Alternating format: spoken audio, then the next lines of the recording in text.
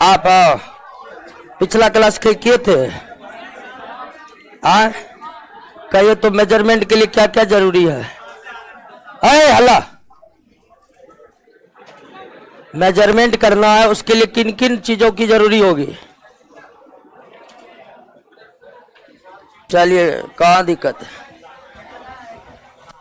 आप कराइए, किए थे पिछला क्लास? कराइए ना आप। हाँ, किए थे? नहीं, बैठ जाइए, बैठ जाइए।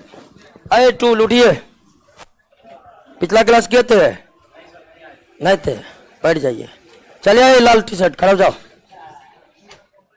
कहाँ घर है? बिहार की झारखंड? बिहार है।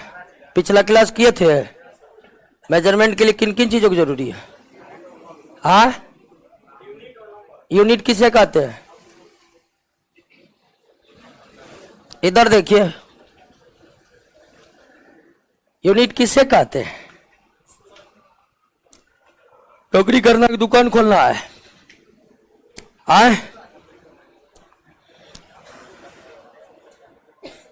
कैसे काम चलेगा? बैठ जाइए, बगल में जो है खड़ा होइए। पिछला क्लास किए थे? नहीं किए थे? बैठ जाइए। जब केबिन किए थे आप करो जाइए। हाँ हाँ, पिछला क्लास किए थे? बैठ जाइए। चलिए, कैसे होगा? आप कराइए तो। पिछला क्लास किए थे ना? यूनिट किसे कहते हैं? नहीं है याद? तब नौकरी कैसे होगा? बैठिए। देख रहे हैं क्या स्थिति है? पीछे वाले बोलिएगा, यूनिट किसे कहते हैं? देख रहे, इसे कहते हैं, पर स्टैंडर्ड को ही यूनिट कहते हैं। या उका बौका बन के आगा में बैठते हैं, कैसे काम चलेगा?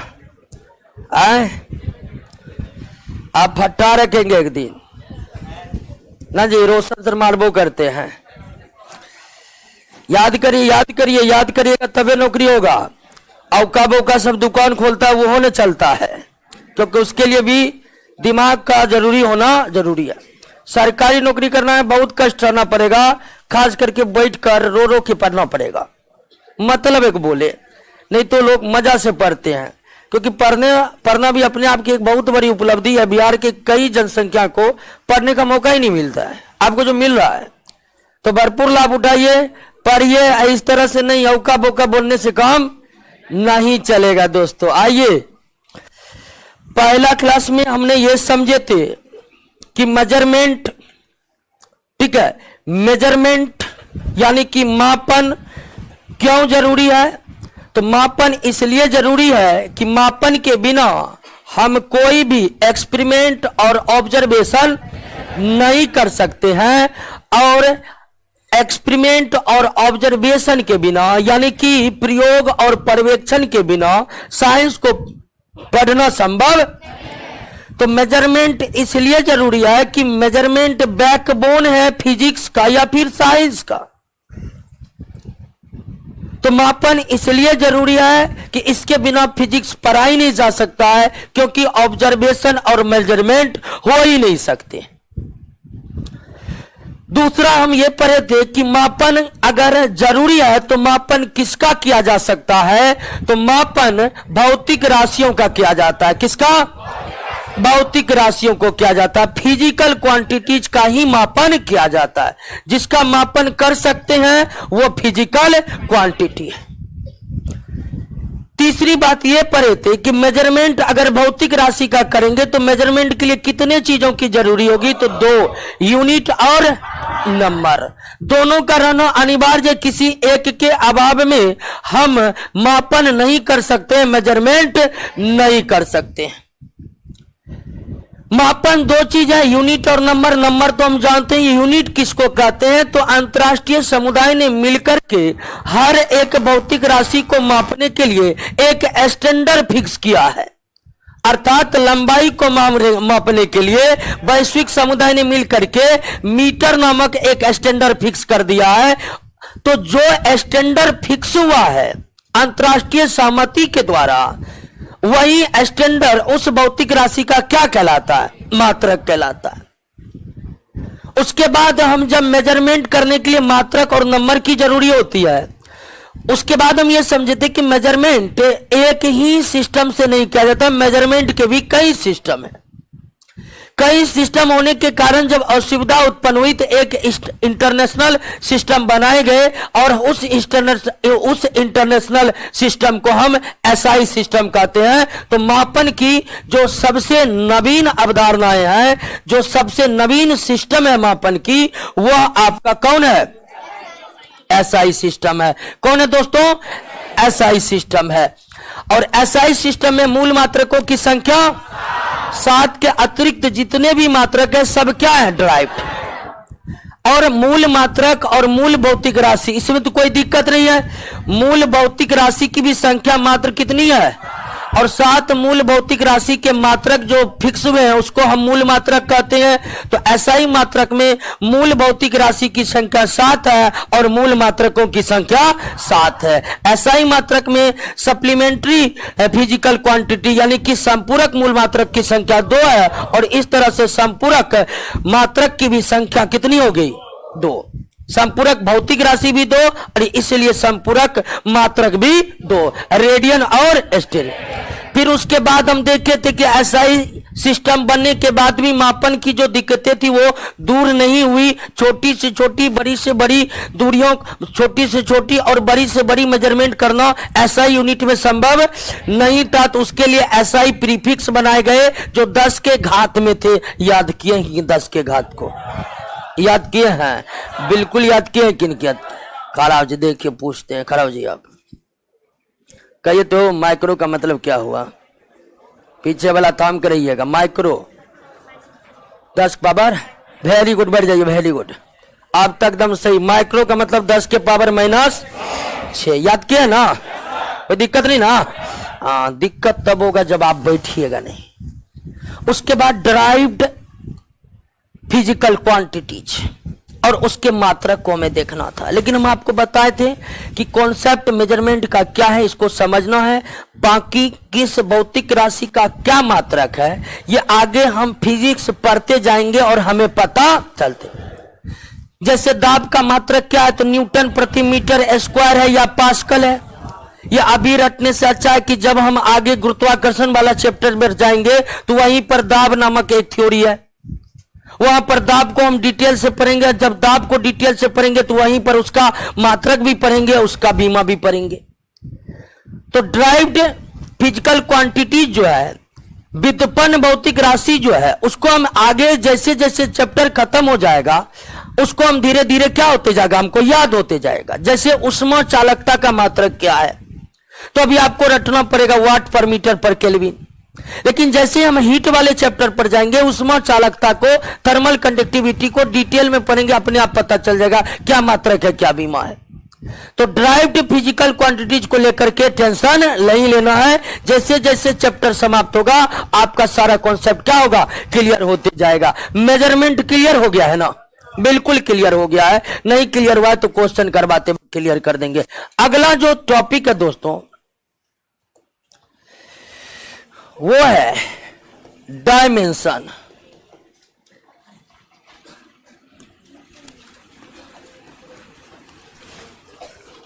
बीमा।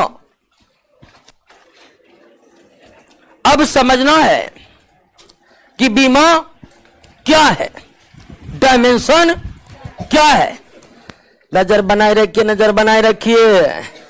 अब पीछे वाला से भी अब पूछना चालू करेंगे, किस दिन घुसते समय ही पूछना चालू, ठीक है।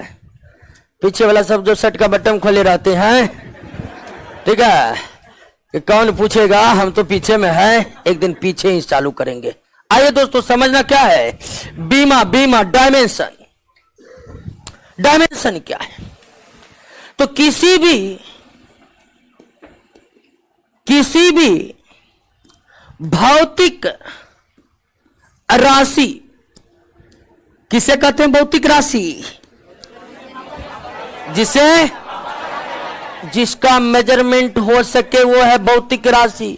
तो किसी भी भौतिक राशि का मात्रक प्राप्त करने के लिए, ध्यान से समझिएगा, किसी भी भौतिक राशि का मात्रक प्राप्त करने के लिए, मात्रक प्राप्त करने के लिए मूल मात्रक पर, मूल मात्रक की संख्या कितनी है? 7 है। किसी भी भौतिक राशि का मात्रक प्राप्त करने के लिए मूल मात्रक पर लगाए जाने वाले, ठीक है, लगाए जाने वाले घात को अंग्रेजी में क्या कहते हैं? पावर को, घात को ही दोस्तों क्या कहते हैं? बीमा कहते हैं। बीमा वास्तव में क्या है? पावर है जो किस पर लगा रहता है? मूल मात्रक पर लगा रहता है। तो बीमा का परिभाषा समझे, कोई भी भौतिक राशि का खाली मूल मात्रक को छोड़कर, मूल मात्रक के बीमा क्या होंगे वो फिक्स कर दिए गए हैं, लेकिन आप समझिए बीमा क्या है। तो किसी भी भौतिक राशि का मात्रक प्राप्त करने के लिए मूल मात्रकों पर जो घात लगाए जाते हैं उसी घात को क्या कहते हैं? बीमा कहते हैं। उसी घात को क्या कहते हैं? बीमा कहते हैं। उदाहरण के लिए कि मान लीजिए कि आपको घनत्व का मात्रक प्राप्त करना है। किसका मात्रक प्राप्त करना है? घनत्व का, डेंसिटी का। और घनत्व का मात्रक प्राप्त करने के लिए आपको पहले यह जानना पड़ेगा घनत्व होता क्या है। तो आपको यह जानना पड़ेगा कि जब द्रव्यमान को हम आयतन से भागा कर देते हैं, किससे? आयतन से, और आयतन बराबर होता है लंबाई गुना चौड़ाई गुना ऊंचाई होता है। तो जब हम किसी वस्तु के द्रव्यमान को घनत्व से भागा करते हैं, आयतन से भागा करते हैं, तब उस वस्तु का क्या प्राप्त होता है? घनत्व। मात्रक प्राप्त करने के लिए पहले तो भौतिक राशि को परिभाषित ही करना पड़ेगा कि वो है क्या। अब इसका मात्रक क्या होगा? तो इसमें मूल मात्रक एक क्या है? द्रव्यमान है, जिसका मात्रक क्या होगा? और नीचे में क्या होगा? आयतन में लंबाई गुना चौड़ाई गुना। वास्तव में ये तीनों एक प्रकार की दूरी है, जिसे किसमें मापेंगे? तो मीटर। तो घनत्व का मात्रक हो गया दोस्तों, घनत्व का मात्रक हो गया केजी प्रति मीटर क्यूब। और प्रति मीटर को कुछ इस तरह भी लिखते हैं दोस्तों। तो आपको घनत्व का मात्रक प्राप्त करने के लिए, डेंसिटी का यूनिट प्राप्त करने के लिए केजी पर कितना घात लगाना पड़ेगा? 1। और मीटर पर कितना का घात लगाना पड़ा? -3। आपसे कोई पूछ देगा कि बताइए घनत्व का बीमा द्रव्यमान में कितना है? तो आप क्या कहिएगा? +1 है या 1 है। आपसे यह पूछेगा कि घनत्व का बीमा लंबाई में कितनी है? लंबाई में कितनी है? तो कितनी है? -3 है। तो बीमा क्या है? तो किसी भी भौतिक राशि का मात्रक प्राप्त करने के लिए उसके मूल मात्रक पर जो घात लगाए जाते हैं, मूल मात्रक पर लगाए जाने वाले घात को ही क्या कहा जाता है? बीमा कहा जाता है। जैसे यहां पर आप देख रहे हैं कि घनत्व का बीमा द्रव्यमान में कितना है? +1 है। घनत्व का बीमा लंबाई में कितना है? -3 है। कहिए दोस्तों, बीमा समझे। उसी तरह आपके नोट में बेग का बीमा निकालकर समझाया हुआ देखिए, तो आप समझ रहे हैं बेग के बीमा को।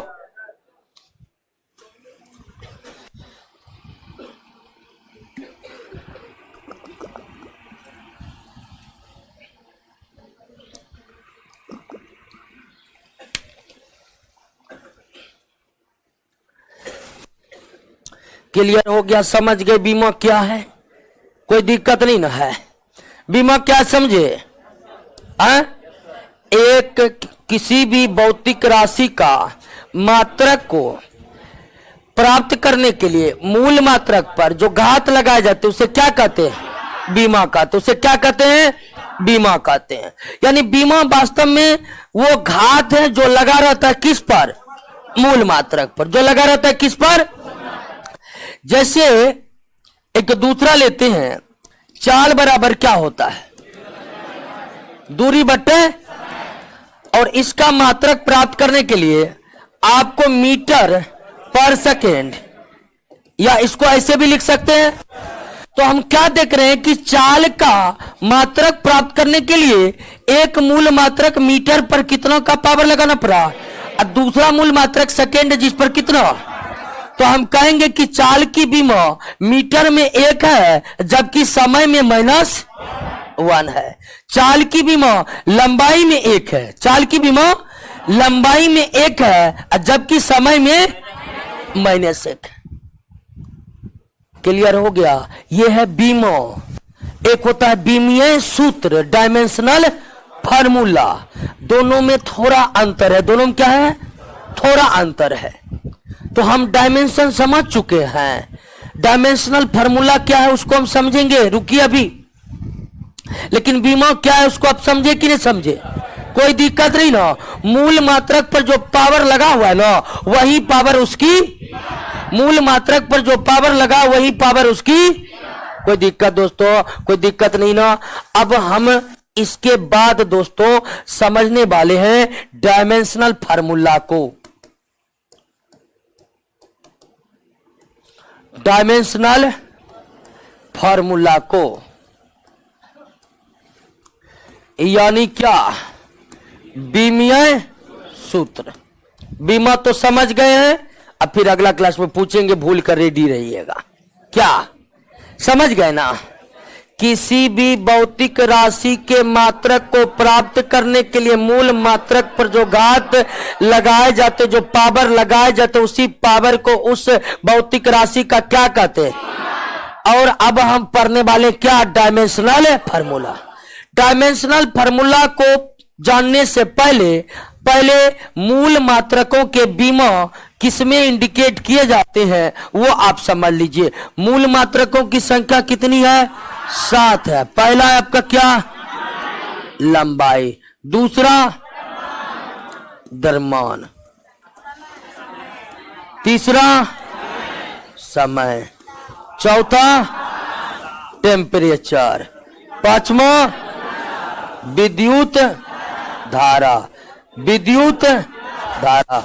छठा ज्योति लुमिनियस इंटेंसिटी। और सातवां पदार्थ की मात्रा। ये 7 मूल मात्रक है।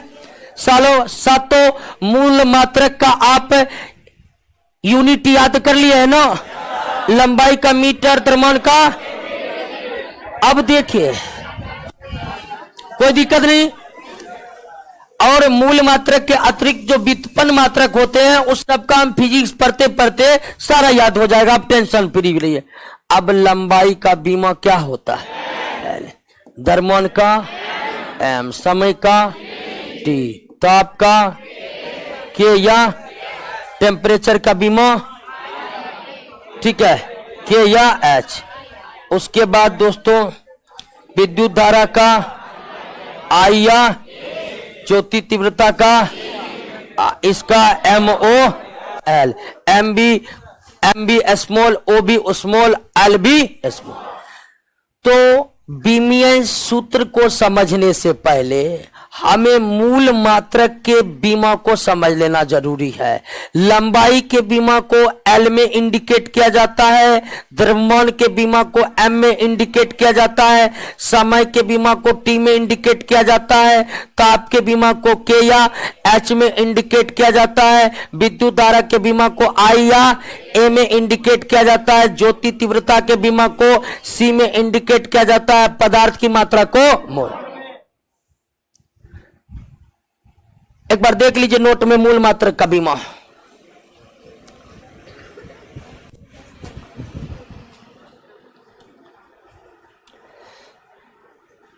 जिनके पास नोट नहीं उसके पास मोबाइल होगा ना, उसमें फोटो खींच लीजिए।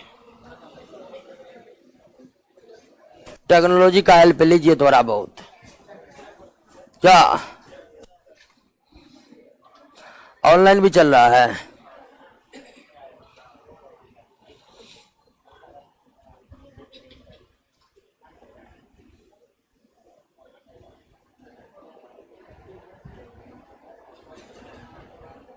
कोई दिक्कत नहीं ना? ये मोबाइल में ऐसे किया है। ओ कहीं नहीं, इसमें एप्लीकेशन कहीं चलता है? अच्छा देखिए, अरे अल्लाह न क्लियर। अब बहुत रट रहा होगा, एक नजर में याद हो जाना चाहिए, एक नजर में। ठीक है, लंबाई L, L for length, M for mass, T for time, K for I for ampere, C for, अब मोल तो बेचारा मोल ही है, तो याद रखने में कोई झंझट है? तो हम बीमीय सूत्र क्या है इसको तभी समझ सकेंगे जब हम ये समझ लें कि जो बेसिक फिजिकल क्वांटिटी है जिसकी संख्या 7 है, इसके डायमेंशन को किसमें इंडिकेट किया जाता है। तो डायमेंशन को आप समझ चुके हैं ना? अब हम किसको समझना है? आइए बीमीय सूत्र को दोस्तों। डायमेंशनल फॉर्मूला, बीमीय सूत्र क्या है? बीमा तो घात है, आप तो समझ चुके हैं ना। पावर ही क्या है? पावर ही बीमा है। करे पावर क्या, तो घात है, वो तो हिंदी मीनिंग है। किसी भी भौतिक राशि का मात्रक प्राप्त करने के लिए मूल मात्रक पर जो घात लगाए थे, पावर लगाए थे, वस्तुतः वह पावर ही क्या है? डायमेंशन है। लेकिन यह डायमेंशनल फार्मूला है। डायमेंशनल फार्मूला का किसे कहते? तो किसी भी भौतिक राशि के, किसी भी भौतिक राशि के मात्रक में, किसी भी भौतिक राशि के मात्रक में मूल मात्रक, मात्रक में मूल मात्रक, मूल मात्रक, मूल मात्रक के बीच बीच संबंध बताने वाला, संबंध बताने वाला, संबंध बताने वाला सूत्र को ही क्या कहते हैं? बीमीय सूत्र कहते हैं। क्या कहते हैं? बीमीय सूत्र कहते हैं। वास्तव में बीमीय सूत्र मुख्य रूप से, डायमेंशनल फार्मूला मुख्य रूप से क्या बताता है? संबंध बताता है। किसके बीच का? मूल मात्रकों का। यानी किसी भी भौतिक राशि में, आप यहां पर मूल भौतिक राशि को छोड़ दीजिए, बेसिक फिजिकल क्वांटिटीज को छोड़ दीजिए, उसके बाद जितने भी ड्राइव्ड फिजिकल क्वांटिटी है, जितने भी व्युत्पन्न भौतिक राशि है, तो व्युत्पन्न भौतिक राशि को हम किसके सहायता से प्राप्त करते हैं? व्युत्पन्न भौतिक राशि के मात्रक को हम किसके सहायता से प्राप्त करते हैं? तो मूल मात्रक से ही जब हम व्युत्पन्न मात्रक प्राप्त करते हैं, तो व्युत्पन्न मात्रक में मूल मात्रकों के बीच तो कुछ संबंध बनेगा। मूल मात्रकों के बीच संबंध बताने वाला सूत्र ही क्या है? अर्थात बीमीय सूत्र, किसी भी भौतिक राशि का बीमीय सूत्र उस भौतिक राशि के मात्रक में मूल मात्रकों के बीच के संबंध को बतलाता है। किसको बतलाता है दोस्तों? संबंध को बतलाता है कि कैसा है संबंध। दोस्तों क्लियर हुआ? बीमा पावर को कहते हैं, जबकि बीमीय सूत्र क्या बतला रहा है? संबंध बता। क्लियर है ना? डायमेंशन पावर को बोले थे, लेकिन डायमेंशनल फार्मूला रिलेशन बतला रहा है। रिलेशन किनके बीच का? रिलेशन।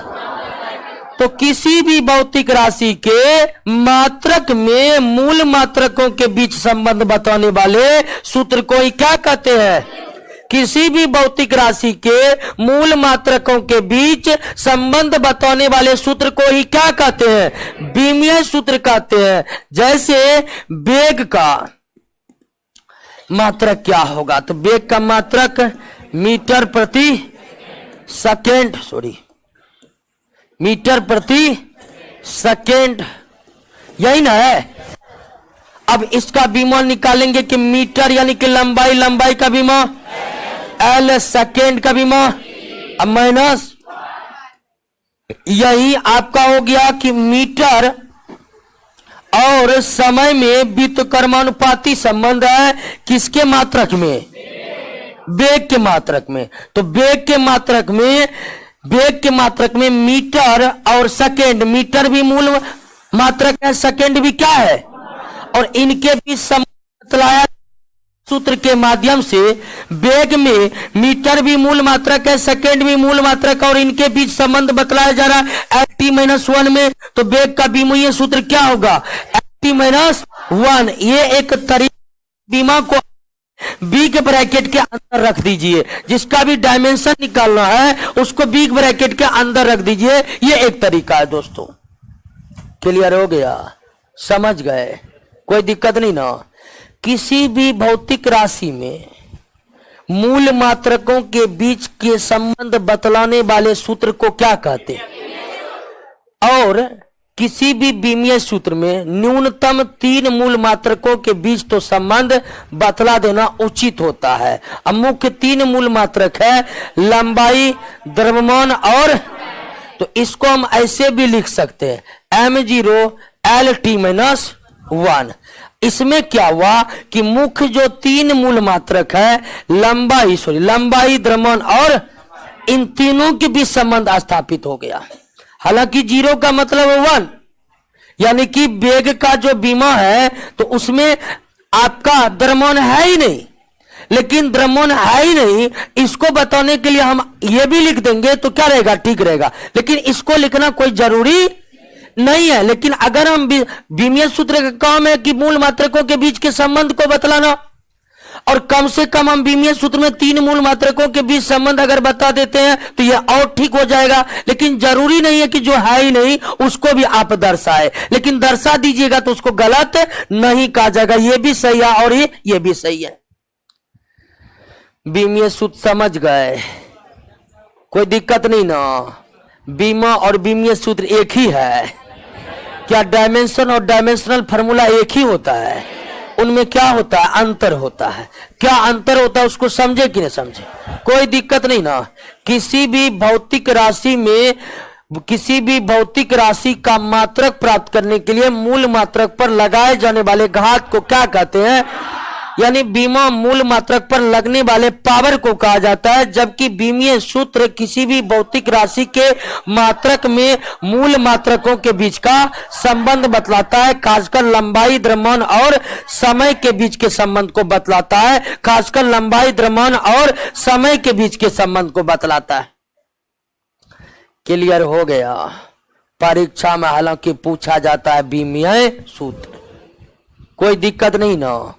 अब कुछ भौतिक राशि के विमीय सूत्र को निकालना आपको आनी चाहिए, और विमीय सूत्र कुछ भौतिक राशि का निकाले तो विमीय सूत्र निकालने के लिए मात्रक जानना बहुत जरूरी है, और मात्रक जानने के लिए भौतिक राशि का परिभाषा जानना जरूरी है। जैसे वेग का मात्रक मीटर पर सेकेंड होता है, तो इसके लिए हम वेग का परिभाषा जानते हैं कि वेग बराबर होता है आपको क्या, वेग बराबर दूरी बटे समय। तो वेग का परिभाषा हम जानते हैं कि दूरी बटे समय, तो हम मात्रक निकाल लेंगे। अब मात्रक निकाल लेंगे तो हम मूल मात्रकों के बीच क्या संबंध है, अर्थात विमीय सूत्र भी आसानी से निकाल लेंगे। और परीक्षा में प्रायः पूछा जाता है क्या, विमीय सूत्र। अब विमीय सूत्र के लिए आपको पहले याद करना पड़ेगा क्या, मात्रक, और मात्रक जानने से पहले आपको भौतिक राशि का परिभाषा।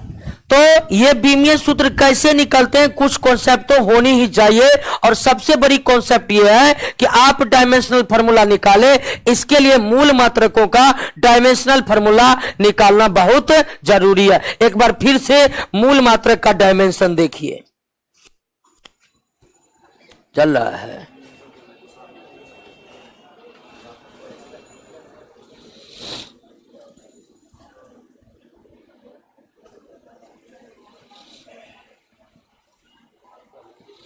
चल रोशन यादव,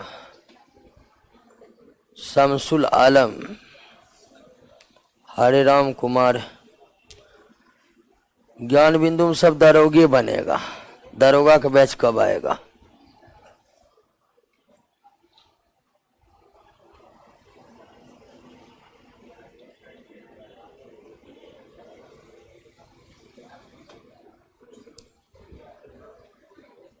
लीजिए।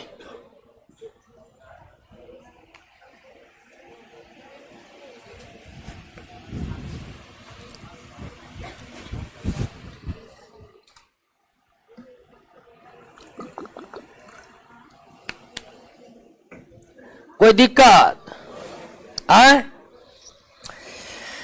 अब देखिए बीमा भी आपको जैसे बोले कि ड्राइव्ड फिजिकल क्वांटिटीज को जैसे जैसे हम चैप्टर पढ़ते जाएंगे क्लियर करते जाएंगे, है उसी तरह बीमा भी आपका क्या हो जाएगा, क्लियर होते। लेकिन कुछ का बीमा जैसे बैग का बीमा निकल गया ना, अब मान लीजिए आपको निकालना किसका बीमा, तो बीमीय सूत्र निकालने के लिए पहले मात्रक का पता होना बहुत, मात्रक का पता होने के लिए उस भौतिक राशि का परिभाषा मालूम होना। तो त्वरण का बीमा क्या होगा, तो त्वरण बराबर होता है वेग में परिवर्तन अब बटे समय। वेग में परिवर्तन के दर को क्या कहते हैं, त्वरण कहते हैं। तो वेग में परिवर्तन वास्तव में क्या है, वेग ही है। बीमा निकालने के लिए इसको आप क्या लिख सकते हैं, वेग बटे, अब वेग का तो बीमा निकाल चुके हैं आप, किया LT-1 वेग का बीमा क्या होता है, सॉरी बीमा की जगह हम बीमीय सूत्र बोलना ज्यादा उपयुक्त रहेगा। तो वेग का बीमीय सूत्र क्या होता है, समय का, अब T ऊपर जाएगा, जब नीचे वाला ऊपर जाता है तो यह क्या हो जाता है, तो ये हो जाएगा MT माइनस माइनस। तो अगर गुना में हो तो पावर आपस में क्या होता है, तो त्वरण का बीमा हो गया LT-2। इसको बी के ब्रैकेट में दे दीजिए, या इसको आप इस भी लिख सकते हैं M0 LT-2, दो तरह से लिख सकते हैं। देख लिए त्वरण का बीमा कैसे निकला, बीमीय सूत्र कैसे निकला, देख लिए ना। तो बीमीय सूत्र निकालने में दिक्कत नहीं होगा, लेकिन इसके लिए मात्रक का पता होना बहुत, बिना मात्रक को पता किए हम बीमीय सूत्र नहीं लिख सकते हैं। और मात्रक तब लिख सकते हैं जब हमें भौतिक राशि का परिभाषा मालूम हो, और भौतिक राशि का परिभाषा मालूम होने के लिए भौतिक राशि को पढ़ना बहुत जरूरी है। जो आगे करके एक एक चैप्टर करके जो हम आगे बढ़ रहे हैं, तो उसमें हम भौतिक राशि को पढ़ते जाएंगे।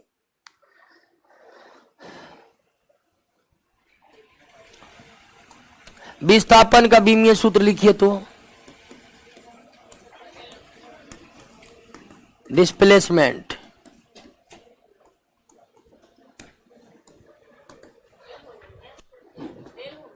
क्या होगा, एल होगा, बिल्कुल सही है। विस्थापन वास्तव में क्या है, और दूरी वास्तव में क्या है, लंबाई का बीमा क्या होता है, एल, या M0 LT0, ये हो गया विस्थापन का बीमा। कोई दिक्कत है, बल का बीमा कैसे लिखिएगा,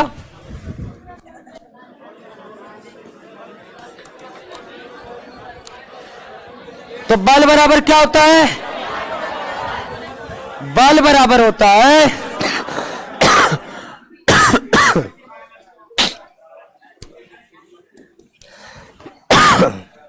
द्रव्यमान गुना त्वरण। F बराबर ma, m तो द्रव्यमान है, द्रव्यमान का बीमा, त्वरण का बीमा हम निकाल चुके हैं, अभी तुरंत निकाले थे त्वरण का बीमा, कितना निकलता है, तो LT-2 लिख सकते हैं। तो बल का बीमा M LT-2। अब जितना बीमा निकाला है नोट में देखिए, समझ रहे हैं उसको,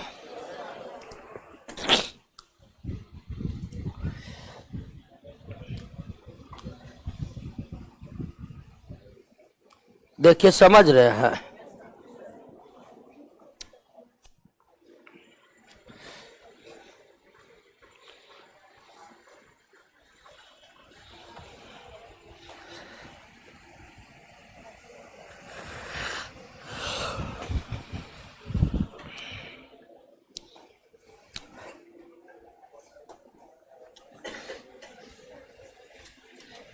क्लियर हो गया, बीमीय सूत्र और बीमा समझ गए ना। अब निकाल लीजिएगा कि नहीं, कोई दिक्कत नहीं होगा। दिक्कत तो अभी होगा, जैसे आपको अभी उष्मा चालकता का बीमा पूछ देगा, दिक्कत होगा, क्योंकि उष्मा चालकता को अभी हम पढ़े नहीं है। तो जैसे जैसे हम आगे पढ़ते जाएंगे ना फिजिक्स का चैप्टर, जैसे जैसे आगे फिजिक्स का चैप्टर पढ़ते जाएंगे हमें नई नई भौतिक राशि के बारे में पता चलते जाएगा, और नई नई भौतिक राशि के बारे में जब पता चलते जाएगा तो हम उसके मात्रक और बीमा को एक एक करके देखते जाएंगे। क्लियर हो गया? कोई दिक्कत नहीं यहाँ तक? मेजरमेंट क्या है और बीमा और बीमीय सूत्र क्या है, ये तीनों कंफ्यूजन दूर हुआ कि नहीं हुआ आपका? अब सवाल है कि सारे मात्रक और सारे बीमा आपको तो एक साथ याद होंगे नहीं, होंगे भी तो उसको रटना पड़ेगा। तो हम जैसे जैसे चैप्टर आगे बढ़ते जाएंगे वैसे वैसे भौतिक राशियों का परिभाषा जानते जाएंगे, परिभाषा जानते जानते हम मात्रक जान जाएंगे, हम मात्रक जानते जानते बीमा और बीमीय सूत्र भी जान जाएंगे। इसके लिए कोई टेंशन नहीं लेना है दोस्तों। ओके, अब आते हैं यूजेज ऑफ डायमेंशनल फार्मूला।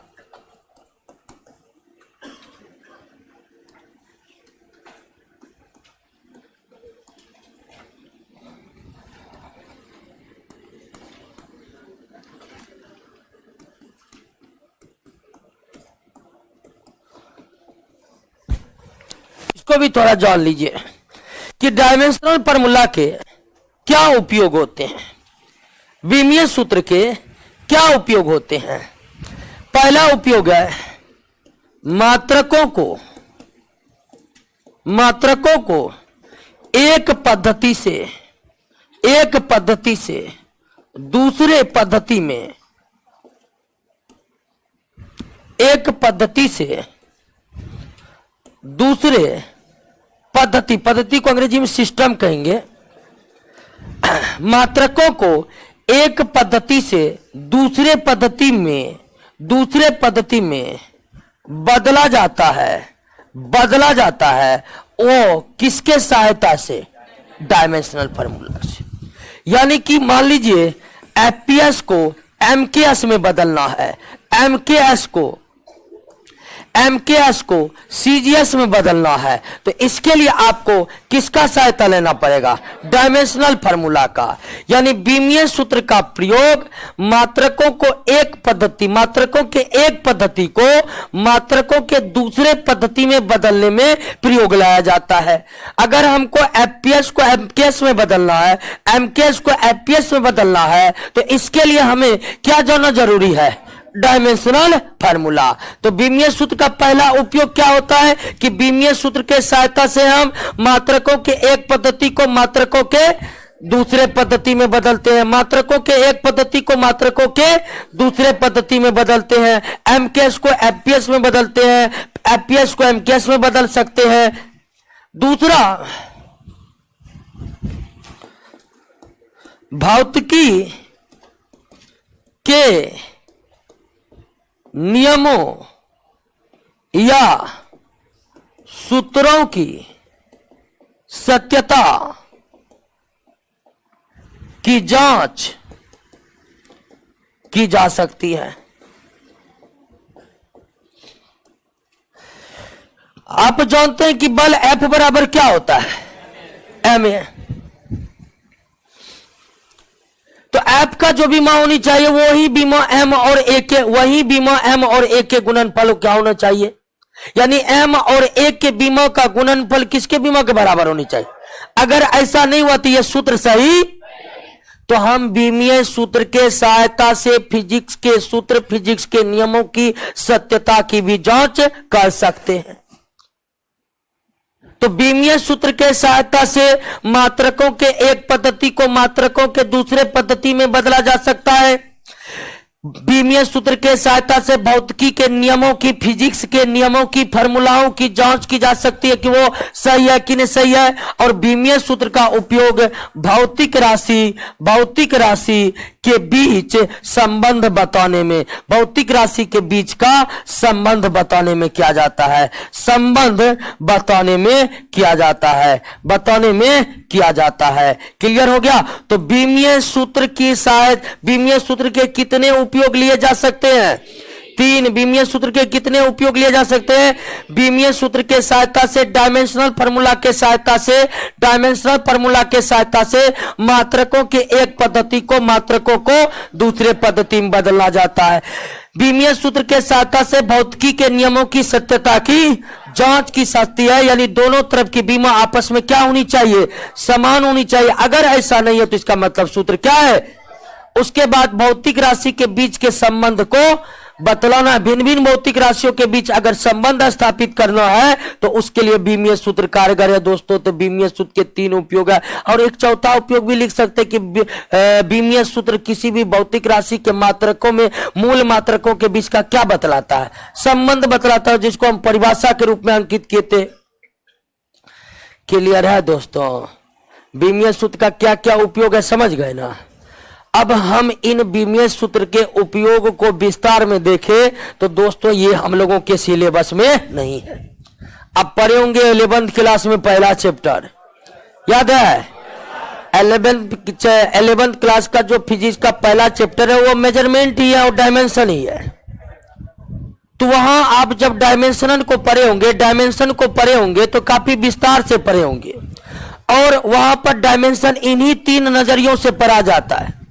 लेकिन हम लोगों का सिलेबस वो नहीं है। हम लोगों से एग्जाम सिर्फ डायमेंशनल फार्मूला पूछता है। फिजिकल क्वांटिटीज का क्या डायमेंशनल फार्मूला होगा, सिर्फ एग्जाम यही पूछता है।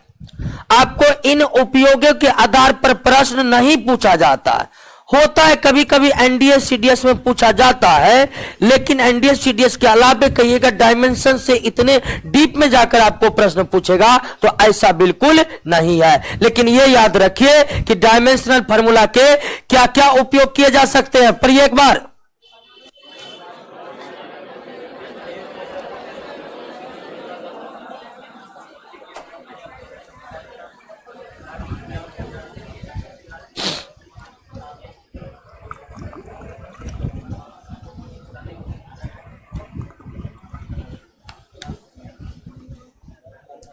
क्लियर। एक बार सरसरी निगाह दोहरा दीजिए। आ जाइए प्रश्न पर प्रश्न लगाए अंकित।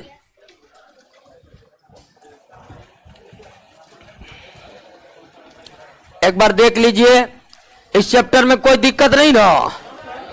दिक्कत होगा तो प्रश्न आपको साथ साथ हम करवा रहे हैं दोस्तों, ठीक है ना। नौकरी कनाए बात जीत नहीं आए।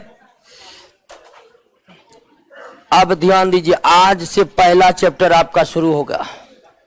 खत्म हो चुका है, शुरू क्या खत्म हो चुका है।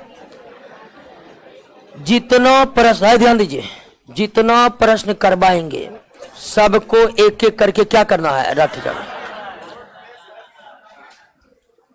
डोट से बाहर अभी तक कई लोग दरोगा बने, कई लोग सफल हुए, लेकिन विडंबना यह कि अधिकांश लोग सफल नहीं हुए। अधिकांश लोग क्यों नहीं सफल हुए हैं? तो उसके पास एक ही चीज है, याद करने का हुनर नहीं है। वो हुनर हम में भी नहीं था तो हमको भी नौकरी नहीं हुआ, इसमें कोई बड़ी बात नहीं। उनमें याद करने का हुनर नहीं था। सवाल है कि याद कैसे होगा? तो जब आप चीजों को समझिएगा तब ना याद होगा। तो आपको याद करने में आसानी कब होगा? तो जब आप उन चीजों को समझ रहे हैं अच्छे से और बैठ रहे हैं, तब आपको याद आसानी से होगा। अब हम याद कर रहे हैं वेग का जो डायमेंशन है, वेग का डायमेंशन LT-1 अब आपको पूरा कॉन्सेप्ट नहीं कि LT-1 ही क्यों होता है, -2 काहे होता है, तो आपको याद करने में क्या होगा, थोड़ा दिक्कत होगा। तो याद करने में पहला दिक्कत होता है दोस्तों कि कितना याद करें। पहला दिक्कत कितना याद करें, दूसरा कि कॉन्सेप्ट क्लियर नहीं, याद करने में कठिनाई, और तीसरा बैठने की समस्या से ग्रसित, यानी कि बैठ ही नहीं पाते। हम तीनों चीजों को दूर कर रहे हैं दोस्तों। एक चीज, 3 में 2 चीजों को दूर कर रहे हैं। क्या याद करना है? तो नोट से बाहर कुछ भी याद नहीं करना।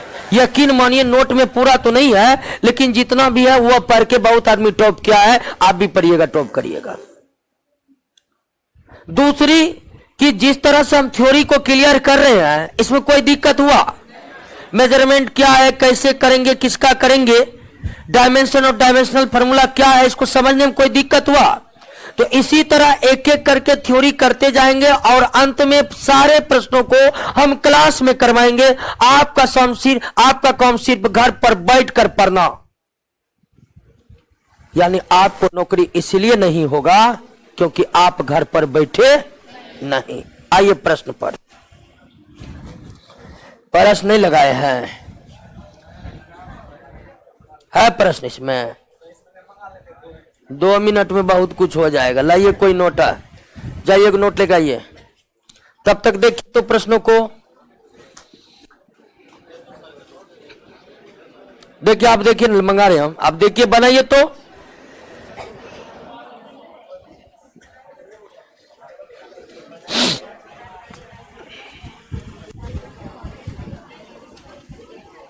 मिल के नहीं बनाना है, केवल अपने दिमाग से बनाना है।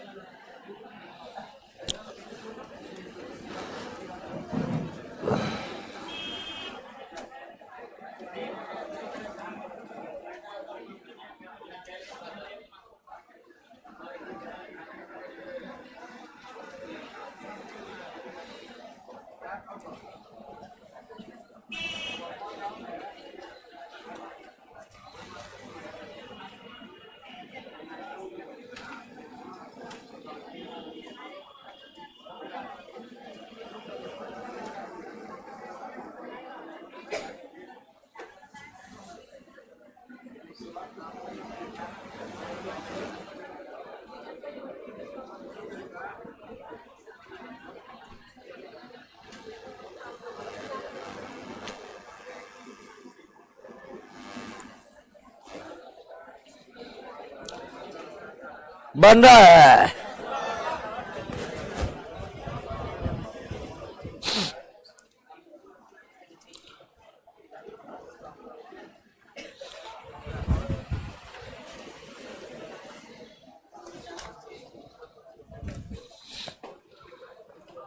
देख लीजिए 2 मिनट। कुल कितने प्रश्न है? 50। बहुत कम है। कम इसलिए कि आगे मात्रक और बीमा की जानकारी आपको आगे मिलते जाएगी। मात्रक और बीमा वाला प्रश्न हर एक चैप्टर में है और इसमें कुल 1800 से 2200 प्रश्न है मात्र पूरा फिजिक्स में।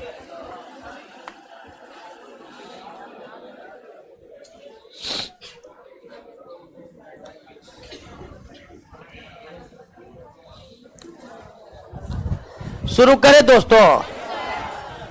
पहला प्रश्न आपसे कर रहा है, ऑनलाइन वाले को नोट अवेलेबल करा दिया है ना? हाँ, आइए दोस्तों, ठीक ठाक चल रहा है सब कुछ। पहला प्रश्न है, निम्न में कौन आधारी राशि नहीं है? तो आधारी राशि की संख्या मात्र कितना? 7। और 7 में क्या वेग शामिल है? तो वेग आधारी राशि, वेग व्युत्पन्न राशि है। वेग कैसी राशि है? व्युत्पन्न राशि है। आगे बढ़े। एसआई मात्रक में कितने आधारी? बेसिक यूनिट कितने हैं? 7। क्या होगा? डी। तीसरा, मापन मुख्य रूप से एक प्रक्रिया है। गणना करने के लिए संख्या का इस्तेमाल किया जाता है। गणना करने के लिए, गणना को अंग्रेजी में काउंटिंग कहते हैं, तो काउंटिंग करने के लिए संख्या चाहिए। अंतर स्पष्ट करने के लिए बाहरी और भीतरी गुणों को देखना पड़ता है। यानी कि मापन मुख्य रूप से तुलना करने के लिए होता है। मापन मुख्य रूप से किस लिए होता है? मापन गणना करने के लिए नहीं होता है। गणना करने के लिए संख्या का इस्तेमाल किया जाता है। अंतर स्पष्ट करने के लिए गुणों को ध्यान में रखा जाता है। मापन जो है दोस्तों वह तुलना करने के लिए होता है। अब बदलने के लिए तो रासायनिक अभिक्रियाएं करवानी पड़ती है। अगर पदार्थ में बदलाव लाना है तो इसके लिए क्या करना पड़ता है? रासायनिक अभिक्रिया। तो कुल मिलाकर आपका जो मेजरमेंट है वह तुलना करने के लिए है। किसी भी राशि के परिमाण के पूर्ण विवरण के लिए, यानी सीधा पूछ रहा है मेजरमेंट पूरी तरह से करने के लिए कितने चीज जरूरी है? मात्रक भी जरूरी है और संख्यांक भी जरूरी है। 5 डाइन सेकेंड। दोस्तों यहां पर है डाइन सेकेंड। डाइन दोस्तों बल का मात्रक है। और किस यूनिट में, किस सिस्टम में? ठीक है, डाइन किसका मात्रक है? बल का। सीजीएस सिस्टम में, एसआई सिस्टम में न्यूटन है। और सेकेंड किसका मात्रक है? किसका? समय का। और सारे सिस्टम में समय का मात्रक से। तो डाइन सेकेंड उसका मात्रक होगा जिसका परिभाषा बल गुना, अब बल गुना समय बराबर क्या होता है? आवेग होता है, इंपल्स होता है दोस्तों। ठीक है, इंपल्स होता, आवेग होता है। बल गुना समय बराबर आवेग होता है। तो इस तरह डाइन सेकेंड किसका मात्रक हो गया? आवेग का मात्रक हो गया। डाइन सेकेंड किसका मात्रक हो गया? आवेग का मात्रक हो गया। कोई दिक्कत? डाइन सेकेंड किसका मात्रक है? आवेग का। समझे कि नहीं इस बात को? डाइन किसका मात्रक है? बल का। किस सिस्टम में? सेकेंड किसका मात्रक है? यानी कि डाइन सेकेंड उसका मात्रक होगा जिसका परिभाषा बल गुना समय होगा, उसी का ना हो सकता है। तो बल गुना समय बराबर क्या होता है? आवेग। आवेग को हम आगे के चैप्टर में पढ़ेंगे दोस्तों। ऐसा नहीं कि आवेग यहीं पर खत्म होगा। तो आप फिलहाल याद रखिए कि आवेग बराबर क्या होता है। इसीलिए इसका मात्रक क्या हो जाएगा? आवेग का ऐसा ही मात्रक हो जाएगा न्यूटन सेकेंड। बल का ऐसा ही मात्रक क्या है? और सेकेंड समय का भी ऐसा ही मात्रक ही है। सारे सिस्टम में समय का मात्रक सेकेंड ही है। तो अगर आवेग का सीजीएस मात्रक पूछेगा तो क्या होगा? और आवेग का ऐसा ही मात्रक तो न्यूटन। आवेग का सीजीएस मात्रक डाइन सेकेंड, आवेग का ऐसा ही मात्रक न्यूटन सेकेंड। क्लियर? आगे बढ़े। पृष्ठ तनाव का बीमा न्यूटन प्रति मीटर होता है। पृष्ठ तनाव का बीमा न्यूटन प्रति मीटर। और न्यूटन प्रति मीटर को दोस्तों हम इस तरह से भी लिख सकते हैं। अब न्यूटन प्रति मीटर ही क्यों होता है पृष्ठ तनाव का बीमा? पृष्ठ तनाव को सरफेस टेंशन कहते हैं। तो सरफेस टेंशन को निश्चित रूप से हम पढ़ेंगे तब ना। तो आगे सरफेस टेंशन का चैप्टर में आपको पूरी तरह से क्लियर हो जाएगा। फिलहाल आप याद रखिए कि सरफेस टेंशन का बीमा न्यूटन प्रति मीटर होता है। और सरफेस टेंशन का संबंध दोस्तों, सरफेस टेंशन का संबंध जो है वह द्रव पदार्थों से है। किससे है? 7वां पर आए। सीजीएस पद्धति में एक पिंड मतलब वस्तु यानी कि बॉडी।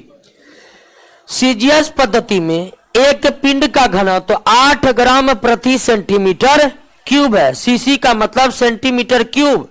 सीसी का मतलब, तो सीजीएस पद्धति में एक पिंड अर्थात बॉडी का घनत्व डेंसिटी 8 ग्राम प्रति सेंटीमीटर क्यूब है।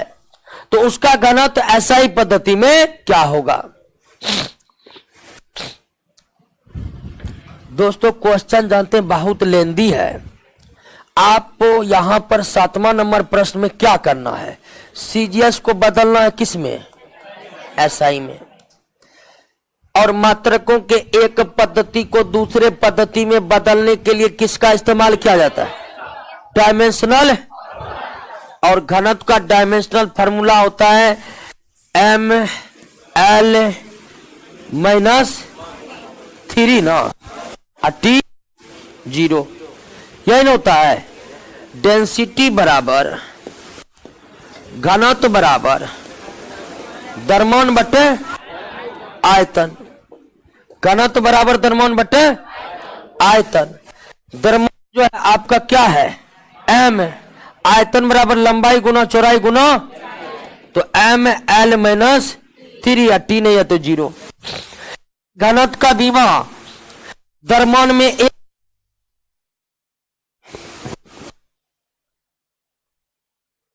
क्या आज पहुंच रही है?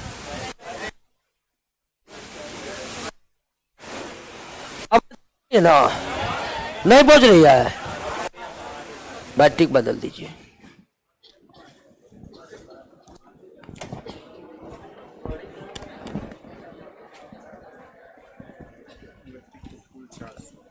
हाँ?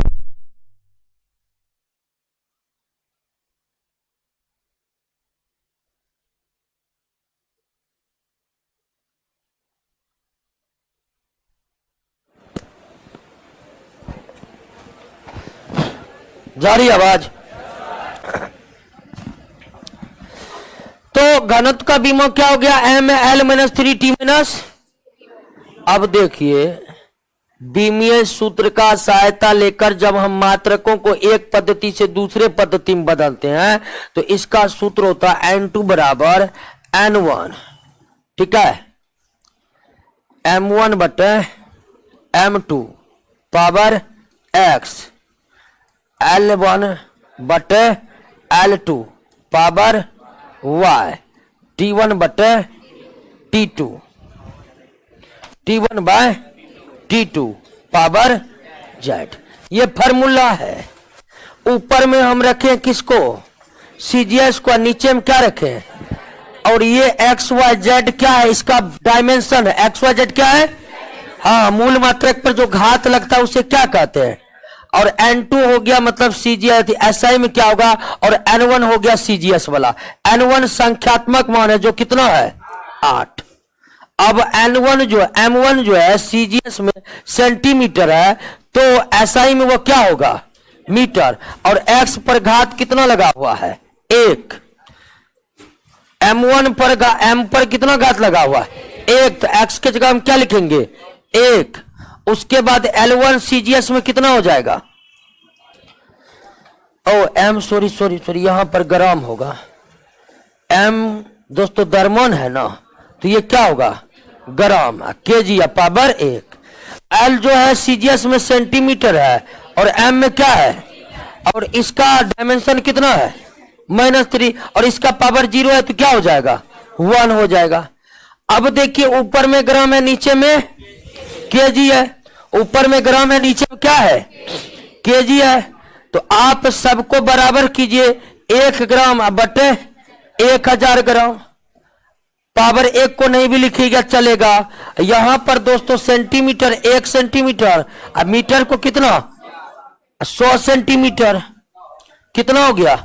100 सेंटीमीटर -3। 8 गुना 1 बटे 1000। अब -3 है तो प्लस होगा तो नीचे वाला ऊपर चला जाएगा। तो 100 गुना 100 गुना 100 -3 +3 हो जाएगा। अगर नीचे वाला ऊपर जाएगा 3 क्या हो गया? कट गया, सॉरी 1 कटेगा यहां पर, तो बराबर हो गया 8 गुना 10 के पावर 3 केजी प्रति मीटर क्यूब। तो SI में अगर 8 ग्राम प्रति मीटर क्यूब है तो CGS में 8 गुना 10 के पावर 3 मीटर प्रति क्यूब हो जाएगा। अब दोस्तों यहां पर समझिए बातों को कि अगर हम डायमेंशन का सहायता लेकर के मात्रकों के एक पद्धति को मात्रकों में दूसरे पद्धति में बदलेंगे तो दोस्तों फार्मूला तो यही है। लेकिन यह फार्मूला आपको एग्जाम में पूछा, यह प्रश्न जो है आप देख रहे हैं ना एनडीए में पूछा, तो एनडीए में कुछ कॉन्सेप्चुअल 11th 12th के प्रश्न पूछते हैं। मूल रूप से यह 11th क्लास का प्रश्न है, ठीक है ना। हमको इसको उतना जरूरी नहीं है, हमारे सिलेबस से ये बाहर है, लेकिन कभी कभी ये प्रश्न आ जाते हैं। कभी कभी जब आ जाते हैं तो आप ध्यान दे रहे हैं एक बात को कि 8 ग्राम 8 ग्राम है, बस लगा क्या है। तो आप ये याद रखिए कि जब भी ग्राम प्रति सेंटीमीटर क्यूब को केजी प्रति मीटर क्यूब में बदलना है तो सिर्फ पे गुना किससे कर देना है? 10 के पावर। आप सिर्फ ये याद रखिए कि जब भी ग्राम प्रति सेंटीमीटर क्यूब को केजी प्रति मीटर क्यूब में बदलना है तो निश्चित तौर पर आप किससे गुना कर दीजिएगा। आपको मान लीजिए कि पूछ दिया कभी एग्जाम में कि 4.5 ग्राम प्रति सेंटीमीटर क्यूब को केजी प्रति मीटर क्यूब में बदलिए, तो सीधे आप लिखिएगा 4.5 गुना 10 के पावर 3 केजी प्रति मीटर क्यों? उतना कोई टेंशन लेना नहीं है। टेंशन लीजिएगा तो ये प्रोसेस लेंदी है, थोड़ा लेंदी तो नहीं है, आप बनाए होंगे 11th क्लास में तो आपको थोड़ा आइडिया होगा। आर्ट से जो किए हैं उसको तो कोई आइडिया होगा नहीं दोस्तों। तो इसी तरह बनाए जाते हैं, ठीक है, यही फार्मूला है। लेकिन ये फार्मूला को हमें याद रखने की जरूरत, सीधा याद रखेंगे, आंसर होगा सी। 7 का आंसर क्या होगा?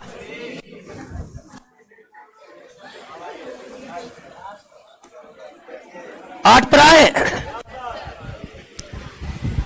1 न्यूटन बराबर होता है 10 के पावर 5 डाइन।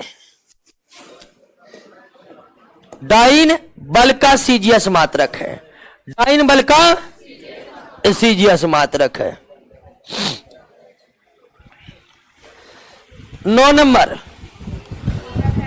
ऊर्जा का ऐसा ही मात्रक जूल है, यह समतुल्य है 10 के पावर 5 अर्घ के, सॉरी 7 अर्घ के। 1 जूल बराबर 10 के पावर 7 अर्घ, सी होगा। 10, बल का एसआई मात्रक न्यूटन है, 1 न्यूटन बराबर 10 के पावर 5 डाइन। 11, कोणीय वेग का बीमीय सूत्र क्या होगा? क्या दोस्तों? कोणीय वेग, एंगुलर वेलोसिटी। एंगुलर वेलोसिटी का मात्रक होता है रेडियन पर सेकेंड। रेडियन, और रेडियन का कोई बीमा, कोण का कोई बीमा, तो इसमें यानी कि एंगुलर वेलोसिटी में सिर्फ किसका बीमा? तो इसका हो जाएगा t माइनस 1, या m0 L0 और t माइनस 1।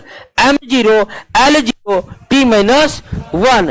m0 थोड़ा बी नंबर में जो है ना उसको सही कर लीजिए, टाइपिंग मिस्टेक है। बी नंबर में क्या है? टाइपिंग मिस्टेक है, वो m0 L0 t माइनस 1 होगा। 11 का बी, एंगुलर वेलोसिटी कोणीय वेग का मात्रक क्या होता है? मीटर पर सेकेंड होता है, सॉरी रेडियन पर सेकेंड होता है। रेडियन कोण का बीमा है, सॉरी कोण का मात्रक है, और कोण का कोई बीमा नहीं होता है। तो इस एंगुलर वेलोसिटी में कोणीय वेग के बीमा में सिर्फ कौन रहने वाला है? समय रहने वाला है, जिसका बीमा t माइनस 1 हो जाएगा, जिसको m0 L0 t माइनस 1 भी लिख सकते हैं। कोई दिक्कत है 11 में? हाँ, सही कर लिए, बी नंबर में सही कर लिए। बी नंबर में जो टाइपिंग मिस्टेक है उसको सही किए। आइए 12 नंबर पर,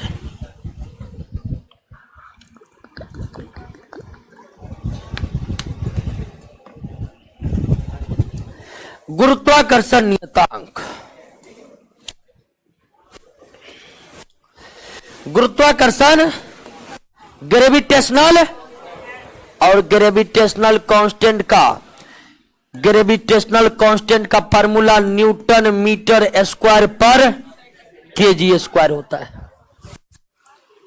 अब बीमा निकाल लीजिएगा, न्यूटन मीटर स्क्वायर पर, न्यूटन बल का है और बल का बीमा हम निकाल चुके थे, mLT माइनस 2, mLT माइनस, ये हुआ न्यूटन का बीमा। अब मीटर का बीमा L, मीटर स्क्वायर है तो L स्क्वायर, अब पर है तो माइनस में चला जाएगा ना।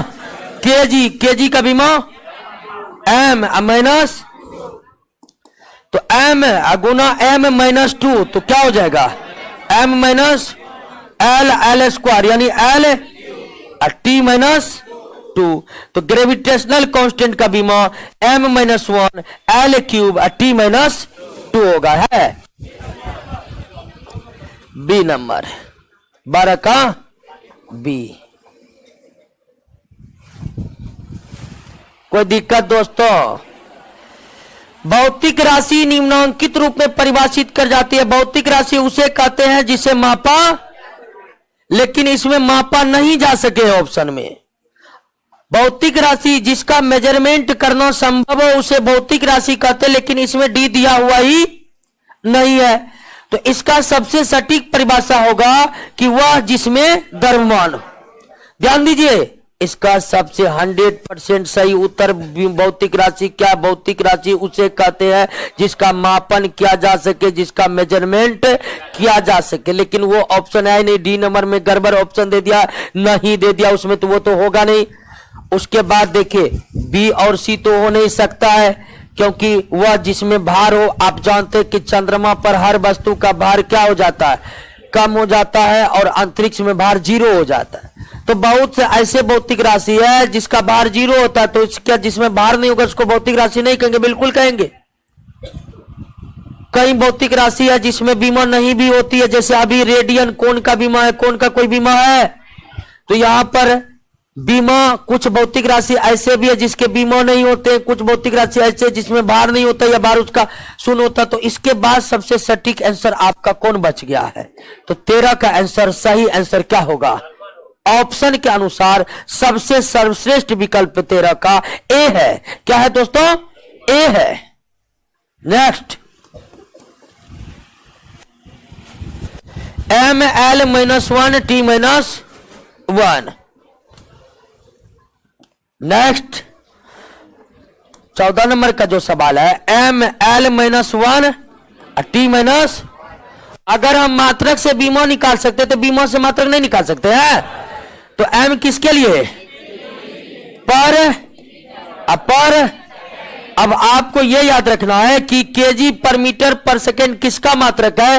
तो यह सान्द्रता गुणांक का मात्रक, कोफिशिएंट ऑफ विस्कोसिटी का मात्रक है। क्या हुआ? चल जाइएगा कि बुला दे किसी को? अच्छा,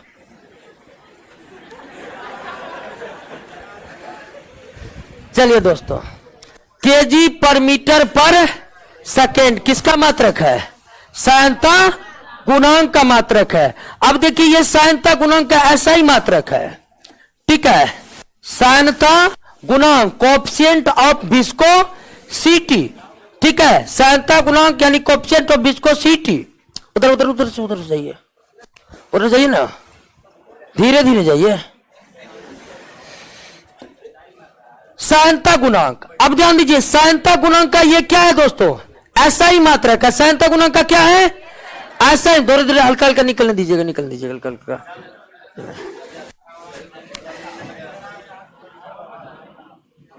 आइए आप लोग क्वेश्चन पाए, सान्द्रता गुणांक का यह क्या है? लेकिन सान्द्रता गुणांक का ऐसा ही मात्रक प्रचलित मात्रक नहीं है। सान्द्रता गुणांक का एक सीजीएस मात्रक होता है जिसको क्या कहते हैं? पॉइज कहते हैं। आप भी याद होगा कि सान्द्रता गुणांक का मात्रक क्या होता है? पॉइज। लेकिन पॉइज इसका ऐसा ही मात्रक नहीं है, पॉइज इसका क्या है? सीजीएस मात्रक है। पॉइज इसका क्या है? सीजीएस मात्रक है। क्लियर हो गया? कोई दिक्कत नहीं ना? तो याद रखना है कि केजी पर मीटर पर सेकेंड किसका मात्रक है, इसलिए ML-1 T-1 किसका बीमा होगा। और थोड़ा सा ये याद रखना होगा कि सान्द्रता गुणांक का ये ऐसा ही मात्रक है, लेकिन ऐसा ही मात्रक सान्द्रता गुणांक को मापने में उपयोग नहीं होता है। क्या होता है? पॉइज होता है। क्लियर हो गया? अगला प्रश्न पढ़ाइए दोस्तों, 15 नंबर पाइए। 15 नंबर तो क्वेश्चन आप बना सकते हैं, बनाइए तो।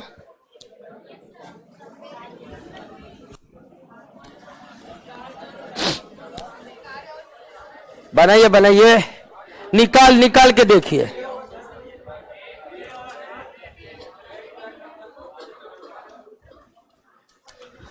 क्वेश्चन नंबर 7 में दिक्कत है। 7 में क्या था? ओ अच्छा, करे 7 फिर से। कोई दिक्कत नहीं है राजा आनंद, 7 नहीं समझे तो कोई दिक्कत नहीं है।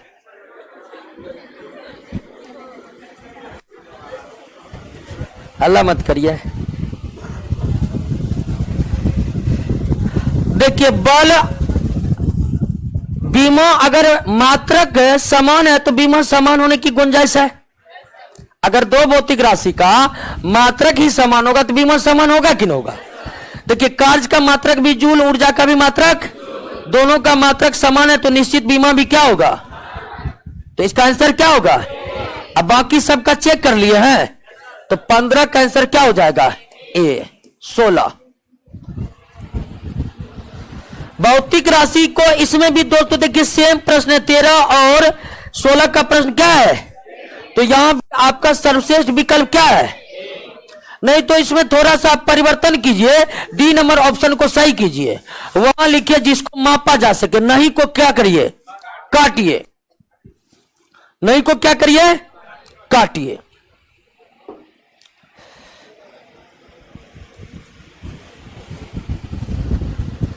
क्लियर हो गया? तो इसका हम देंगे कि भौतिक राशि के रूप में उसे परिभाषित की जा सकती है जिसे मापा जा सके। भौतिक राशि का परिभाषा यह है जिसका मेजरमेंट किया जा सके, उसे क्या कहते हैं? तो डी नंबर में लिखिए वह जो मापी जा सके। 9 को क्या करिए, काट दीजिए। उष्मा चालकता की बीमा। 17 नंबर में दोस्तों पूछ रहा है उष्मा चालकता के बीमा, थर्मल कंडक्टिविटी। उष्मा चालकता, थर्मल कंडक्टिविटी, और इसका मात्रक होता है वाट पर मीटर, वाट पर मीटर पर केल्विन। उष्मा चालकता का मात्रक क्या होता है? वाट पर मीटर पर, वाट पर मीटर पर केल्विन। वाट किसका मात्रक है? शक्ति का मात्रक है। वाट किसका मात्रक है? शक्ति बराबर क्या होता जानते हैं? कार्य बटे, कार्य बराबर क्या होता जानते हैं? बल गुना बटे। तो पहले आप कार्य का, बल का तो बीमा आपको याद होगा, निकाले थे MLT माइनस विस्थापन दूरी है तो इसका बीमा L, समय का बीमा T, तो शक्ति का बीमा M L स्क्वायर है, T माइनस, ये T ऊपर जाएगा तो माइनस हो जाएगा, तो -2 और -1 कितना? तो शक्ति का बीमा M L square T minus, तो वाट के जगह हम M L स्क्वायर और T माइनस 3 लिख सकते हैं। अब पर मीटर, मीटर का बीमा L, केल्विन का बीमा केल्विन होता है कि नहीं? तो अब देखिए तो क्या हो जाएगा बीमा M L स्क्वायर -1, तो क्या हो जाएगा L T minus 3 K minus 1, तो यही हुआ उष्मा चालकता का बीमा M L T minus 3 K minus M L T minus 3 K minus 1, और 17 का आंसर आपका C हो जाएगा। क्या हो जाएगा? C। 17 का C फॉर बिल्ली, वही कैट।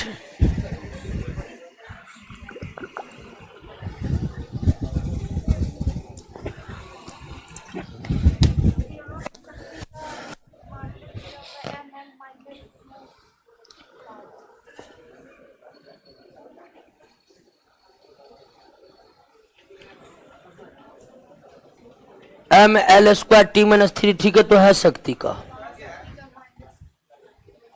नहीं, यहां पर मिस्टेक है। नोट में जो 8 नंबर में शक्ति का निकाला हुआ है M L square T minus 3, M L minus 2 और T माइनस 3 दिया हुआ है, तो इसको सुधार कर लीजिएगा, M L square T minus 3 होगा। 8 नंबर जो निकाला हुआ है थोड़ा गुणनफल में दिक्कत है, उसको सही कर लीजिए।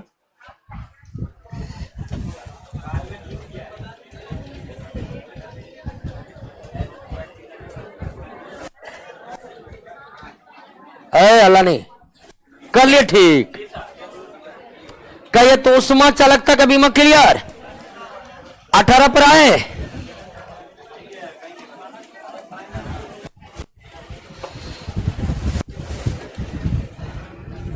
हड़बड़ाइए नहीं, नोट में शक्ति का बीमा जो निकाला हुआ है थोड़ा मिस प्रिंट है, उसको सही कर लीजिएगा। आइए 18 M L T माइनस किसका बीमा है? तो M केजी के लिए, L केजी मीटर, केजी मतलब द्रव्यमान, मीटर पर सेकेंड बराबर क्या होता है? संवेग। यानी M L T माइनस 1 किसका बीमा है? संवेग का बीमा है। 18 का डी। 19 का 19 का यदि द्रव्यमान लंबाई और समय के मात्रक को आधे कर दिया जाए तो दाब का मात्रक दोस्तों चौथाई हो जाएगा। इसको आप याद रखिएगा, क्योंकि वो जो फार्मूला बताए थे ना, N2 बराबर N1 M1 बटे M2 X L1 बटे L2 पावर Y और T1 बटे T2 बाय, इसी फार्मूला पर ये बनेगा। ठीक है, तो ये आप छोड़ दीजिए, और हमको नहीं लगता है पूछेगा दोस्तों, आपसे पूछा हुआ प्रश्न नहीं है, नहीं पूछा हुआ CDS में पूछा हुआ प्रश्न है, तो उसको छोड़ दीजिए। या आप याद रखिएगा इसका मात्रक क्या होगा, चौथाई होगा। सॉरी, अगर यदि द्रव्यमान लंबाई और समय के मात्रक को आधे करेंगे तो दाब का मात्रक चौथाई होगा। ठीक है, और सॉरी ए होगा।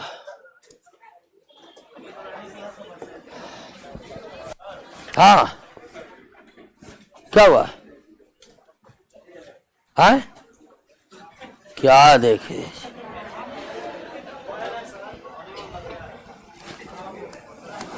नहीं समझ में आ रहा है, ज्यादा समझ में आ रहा है? आइए 20 नंबर पर, तो 19 नंबर क्वेश्चन में घेरा लगा दीजिए। वैसे आंसर ए चौथाई होगा, कंफ्यूजन बना हुआ रहेगा कैसे होगा, तो आप दूर करिएगा, नहीं तो कोई जरूरी नहीं है। प्लांक नियतांक एच का विमीय सूत्र क्या है? प्लांक नियतांक, प्लांक कांस्टेंट, प्लांक कांस्टेंट का विमा क्या होगा? प्लांक कांस्टेंट का विमा क्या होगा दोस्तों? तो प्लांक कांस्टेंट का विमा जो है, इसके लिए आपको प्लांक का नियम समझना पड़ेगा। 11th क्लास की केमिस्ट्री पर है कोई?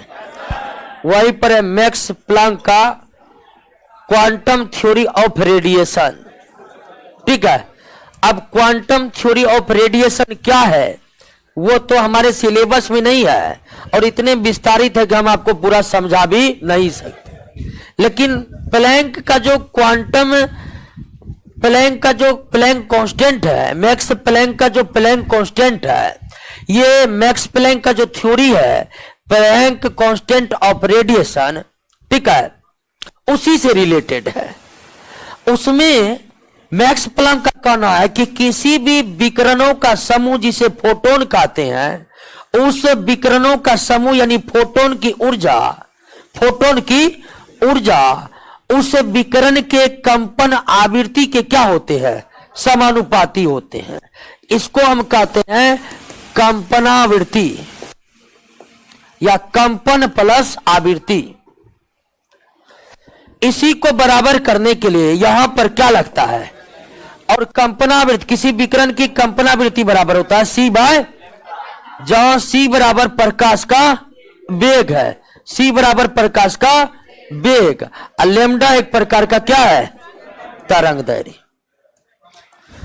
तो इसको और तोड़िएगा तो ऊर्जा, ई का ऊर्जा है, किसी विकिरण की ऊर्जा विकिरण के आवृत्ति के समानुपाती होते हैं या कंपनावृत्ति के समानुपाती होते हैं। ठीक है, आवृत्ति भी इसे कह सकते हैं, और ये भी बराबर क्या होता है? C by lambda. अब देखिए V के जगह हम क्या लिख सकते हैं? C बाय, यानी प्लैंक कांस्टेंट H बराबर E लैम्डा बाय C हो जाएगा कि नहीं? E लैम्डा बाय C हो जाएगा ना। अब H का मात्रक निकल जाएगा। E दोस्तों क्या है? आपका ऊर्जा है, लैम्डा क्या है? आपका तरंग दैर्घ्य है, और C आपका प्रकाश का वेग है, अर्थात वेग है। अब ऊर्जा का विमा, तरंग दैर्घ्य का विमा, वेग का विमा लिख दीजिए, प्लैंक कांस्टेंट का विमा नहीं निकल जाएगा। ऊर्जा बराबर बल गुना विस्थापन, ऊर्जा का मात्रक जूल है, जूल बराबर बल गुना mLT-2 इंटू जो कार्य का विमा है वही ऊर्जा का होगा, और कार्य बराबर बल गुना, तो ऊर्जा का विमा mL2T-2 mL2T- होगा कि नहीं होगा?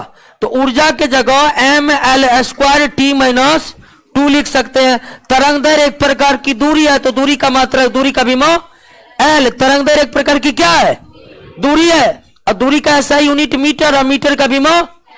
अब वेग का दोस्तों क्या होता है, एल टी माइनस 1। निकालिए दोस्तों, एल एल खट गया है, टी ऊपर जाएगा तो क्या हो जाएगा प्लस, तो एम एल स्क्वायर, टी ऊपर जाएगा तो प्लस है ऑप्शन में,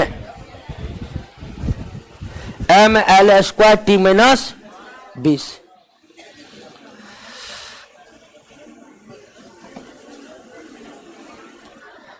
क्लियर हुआ दोस्तों?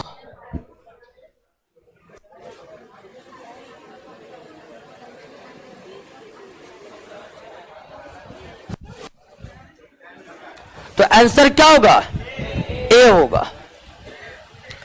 प्लैंक कांस्टेंट एच का विमा क्या होगा, ए। आगे बढ़े हैं, बहुत आवाज आ रहा है। साइन थीटा का बीमा नहीं होता है। देखिए, किसी भी संख्या का बीमा नहीं होता है, और sine theta, cos theta, cosec theta का मान संख्यात्मक ही होता है ना। साइन थीटा या कोई भी थीटा का मान एक संख्यात्मक मान होगा, और संख्या की कोई बीमा। आपसे पूछ देगा कि 5 का बीमा क्या होता है, तो नहीं होता है। संख्या का कोई बीमा।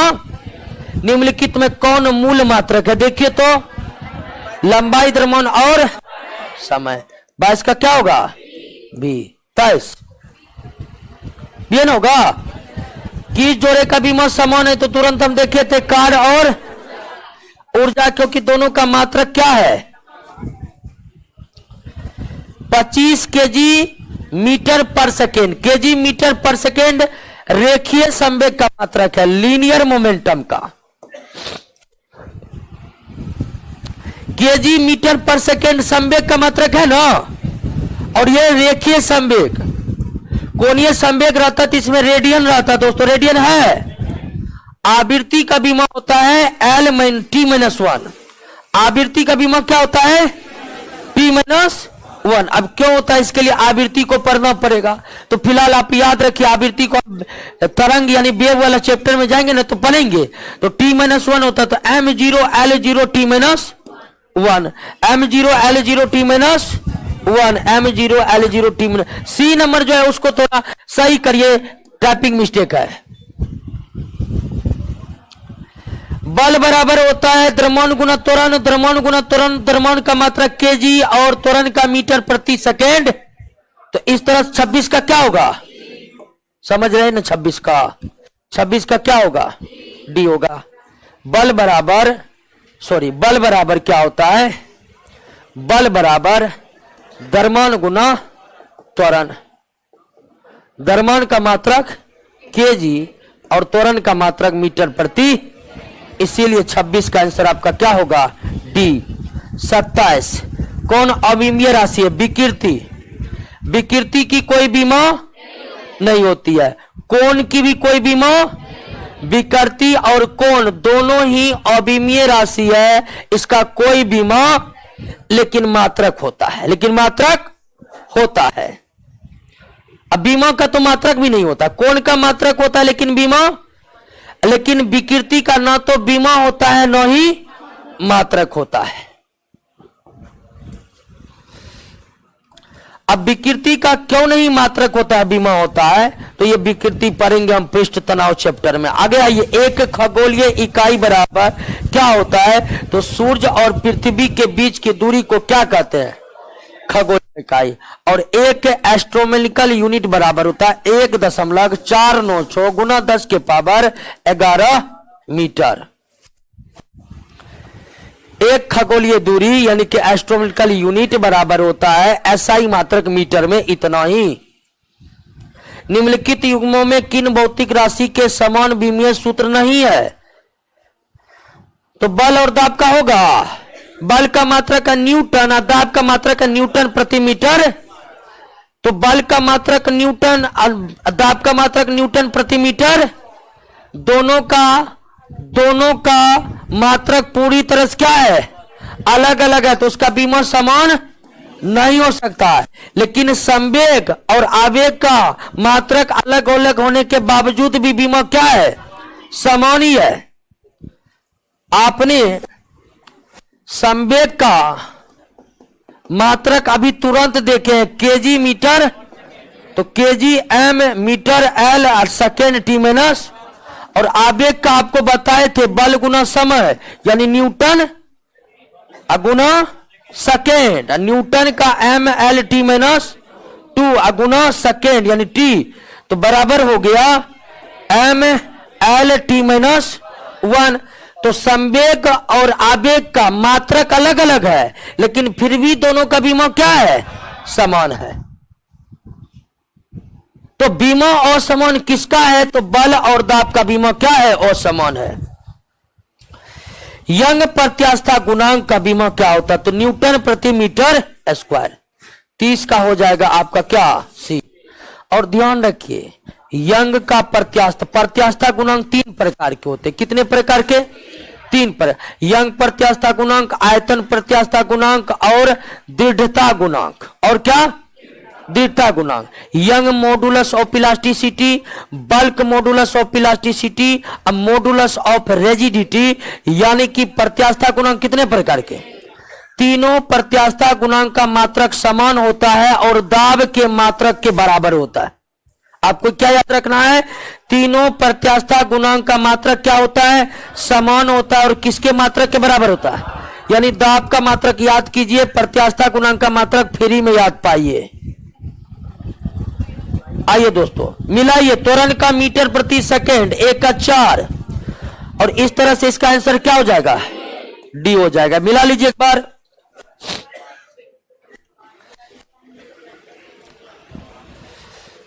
तीस का क्या हो गया, डी।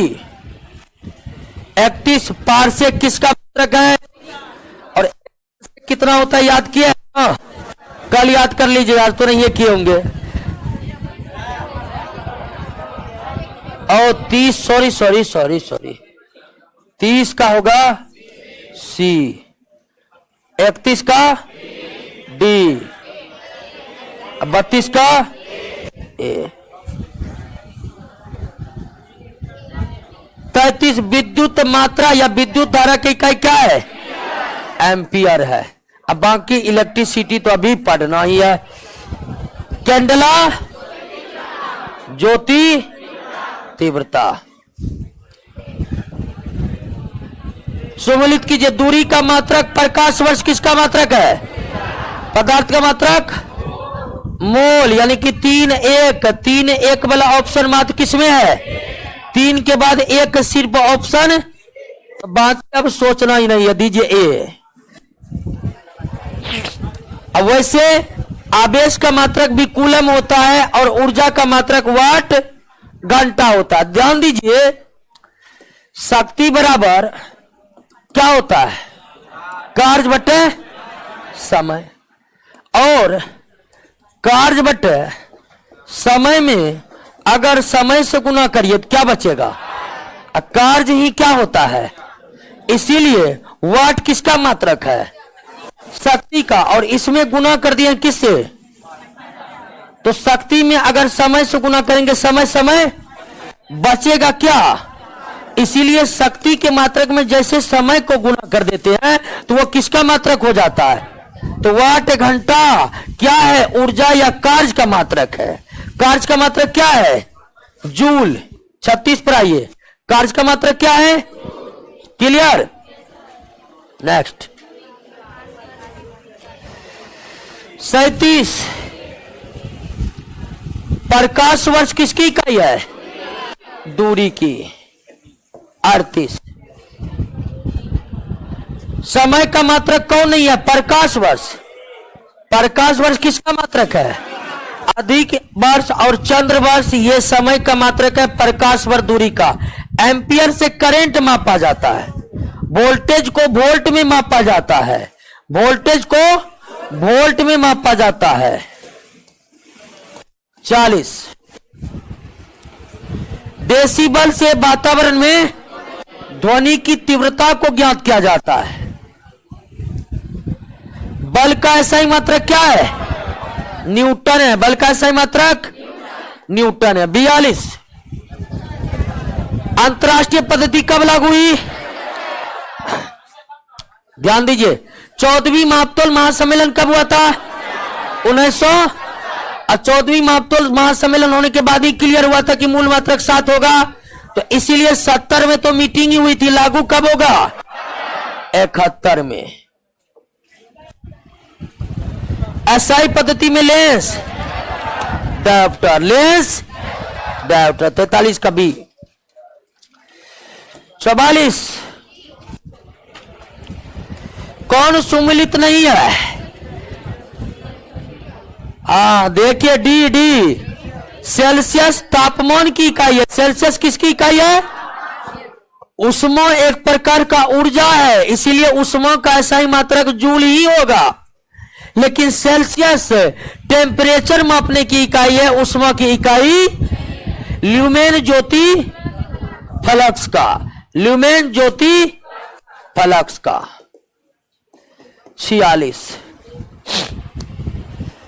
46 का क्वेश्चन गलत है, क्वेश्चन गलत है। और अगर देखिएगा सीमेंस जो है, सीमेंस ऑप्शन ए में जो सीमेंस है ये मात्रक है विद्युत चालकता का। किसका? विद्युत चालकता का मात्रक है। सीमेंस विद्युत चालकता का मात्रक है। उसके बाद टेस्ला, टेस्ला मात्रक है चुंबकीय क्षेत्र का, चुंबकीय क्षेत्र का। और उसके बाद ऑप्शन सी में लक्स, लक्स प्रदीप्ति का मात्रक है। किसका? प्रदीप्ति का मात्रक है। और वेबर चुंबकीय फ्लक्स का मात्रक है। वेबर किसका मात्रक है? चुंबकीय फ्लक्स का मात्रक है। जबकि प्रश्न कुछ और ही दिया हुआ है दोस्तों, तो इसीलिए प्रश्न पूरा सही नहीं है। लेकिन चारों मात्रकों को आप याद रखिए। सीमेंस किसका मात्रक है? विद्युत चालक का। टेस्ला किसका मात्रक है? चुंबकीय क्षेत्र का। लक्स किसका मात्रक है? प्रदीप्ति का। वेबर किसका मात्रक है? चुंबकीय फ्लक्स का। वेबर मात्रक है चुंबकीय। पास्कल किसका है? दाब का है। पास्कल किसका है दोस्तों? दाब का है। पास्कल किसका है? दाब का। 47 का क्या हो जाएगा? बी। जूल किसका है? ऊर्जा का है। जूल किसका है दोस्तों? ऊर्जा का। 48 का ए। 49 मिलाइए तो उच्च वेग को मैक में मापा जाता है, तरंगदैर्घ्य को एंगस्ट्रॉम, दाब को पास्कल, ऊर्जा को जूल। यानी 1 2 3 आंसर क्या होगा? 50। हर्ट्ज किसका मात्रक है? आवृत्ति का, तरंग की। क्लियर हो गया? बैठे रहिए। कल अगला क्लास में 50 क्वेश्चन का उत्तर होंठ पर रहना चाहिए, होंठ पर। ठीक है ना? अगर है बैठे रहिए, बैठे रहिए। पहला चैप्टर समाप्त हो गया, इसमें कुछ था नहीं। कहिए कि इंट्रोडक्शन वाला चैप्टर है। असली चैप्टर क्या है? लेकिन जो भी इंट्रोडक्शन, हमको मतलब है प्रश्न से। क्या मेजरमेंट और डायमेंशन को हम सही तरह समझा पाए? आपको आप समझे कि नहीं समझे? उसके बाद हमको 50 का क्वेश्चन याद नहीं चाहिए, बल्कि उसका उत्तर। अब बहुत आदमी क्या करेगा? बहुत क्या अधिक कौन जमा करेगा? अरे सोनू अभी फाइलेन हुआ है रे, 10 होने दो, एक के बार बैठ के याद करेंगे। जब 10 हो जाता है कहते इतना याद करेंगे, जा रहे यूनिक लाने के लिए, उससे याद करेंगे, पतला वाला लाएगा खरीद के। ध्यान रखिएगा, जमा करके जो याद करिएगा गड़बड़ाइएगा। हम नहीं याद करें तो आप क्या याद कर पाइएगा दोस्तों? तो जैसे जैसे चैप्टर समाप्त हो रहा है, इकोनॉमी का सारा क्वेश्चन याद हो गया है ना? अब बहुत को खड़ा करेंगे ना, अभी तो नहीं याद होगा। अभी हम डेमो दिखा दे। चलिए, आज फिजिक्स में ही डेमो देख लिया है बहुत, अगला दिन दिखाएंगे कि क्या हाल है। तो 50 क्वेश्चन का उत्तर अगले क्लास में होट पर और अगला क्लास में हम 50 से पूछेंगे, पहले बता रहे।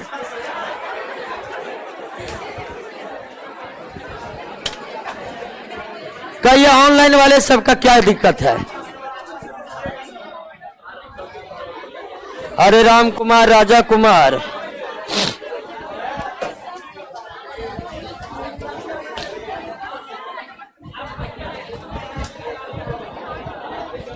कहिए ऑनलाइन वाले दोस्तों आप।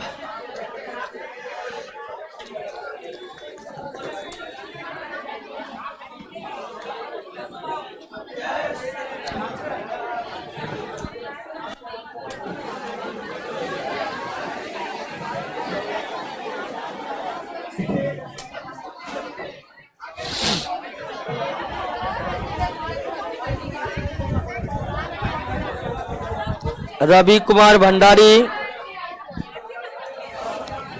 कल मौका है, कल 50 क्वेश्चन को याद कर लीजिए।